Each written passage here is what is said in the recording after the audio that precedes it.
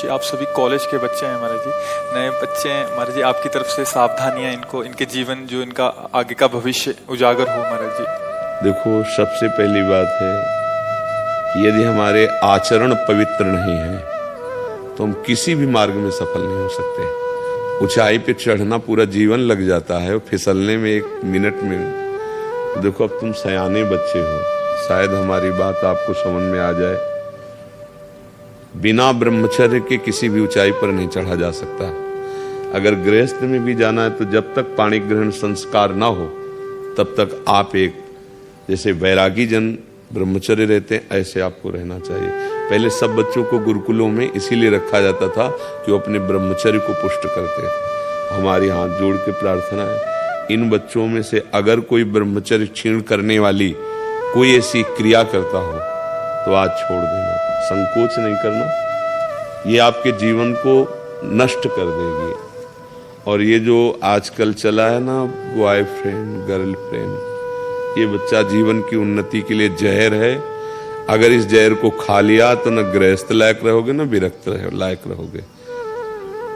कोई ऐसी गलती अगर हो तो उसको छोड़ देना। इसी अवस्था में ऐसे संस्कार बनते हैं जिससे हम अपने देश की सेवा के लायक होते हैं, हम समाज की सेवा के लायक होते हैं और हम भगवान को प्रसन्न करने के लायक होते हैं। अगर इनमें आचरण बिगड़ गए बच्चा तो तुम इतने विक्षिप्त रहोगे, अंदर से असंतुष्ट रहोगे कि माता पिता पर सबको दुख देने वाले बन जाओगे, क्योंकि तुम खुद दुखी हो।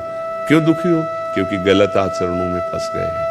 देखो, आजकल मोबाइल सबके पास रहता है। अगर आप अपने को संयम में नहीं रखेंगे तो उसमें गलत दृश्य देखेंगे। हम जो बोलते हैं, जो देखते हैं, जो सुनते हैं, वही हमारा चिंतन होता है, और जो चिंतन होता है वैसे ही हमारी आदत बन जाती है, वैसे ही हम क्रिया करते हैं। तो जब तक ब्याह ना हो तब तक ब्रह्मचर्य का भाव, ब्रह्मचर्य रहने के लिए व्यायाम आवश्यक है। अगर व्यायाम नहीं करोगे तो ब्रह्मचर्य नहीं रह पाओगे। व्यायाम नहीं करोगे तो आप किसी सेवा के लायक नहीं रहोगे। शरीर के ऐसे अंग हैं जिनको हमें क्रियान्वित करना है। देखो, जो दंड बैठक मारते हैं उनके अंग दिखाई देने, तो ये अवस्था। आप देखो, व्यायाम नहीं करते हो। हाँ, आप अगर अभी से ऐसे प्रमाद युक्त हो जाओगे तो आप अपने जीवन को प्रकाशित नहीं कर पाओगे। कै बजे उठते हो आप लोग? प्रातः उठते कै बजे हैं आप? 4 बजे। यार, उठने का समय बहुत बढ़िया है। इसके बाद अगर आप शौच स्नान करके और आप 20 मिनट समय दे दें व्यायाम का तो क्या घट जाएगा? 10 बार 20 बार हम सपाटे मार लिए, बैठक कर लिए, दंड बैठक जिसे नहीं कही जाती, और हम 2 किलोमीटर दौड़ लिए, बस हो जाएगा।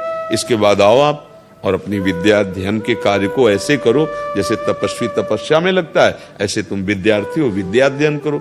जितना अच्छा पढ़ोगे उतने हमारी समाज सेवा में आओगे, देश सेवा में आओगे। तो व्यायाम, ब्रह्मचर्य, तभी आपका सफल होगा जब आहार शुद्ध होगा। क्रम है इसका। आपकी याददाश्त इतनी, ब्रह्मचर्य में इतनी ताकत है कि बचपन में जो पढ़ा है वो आज भी हमें याद है। ब्रह्मचर्य ठीक ना, तो देखो शरीर रोग से ग्रसित है, सब शास्त्रों की बातें भगवान ने। तो आप कहते हो हमारा पढ़ाई में नंबर नहीं आया, क्यों? क्योंकि आपकी स्मृति ही काम नहीं कर रही। अरे कितने बड़ी मोटा ब्रह्मचर्य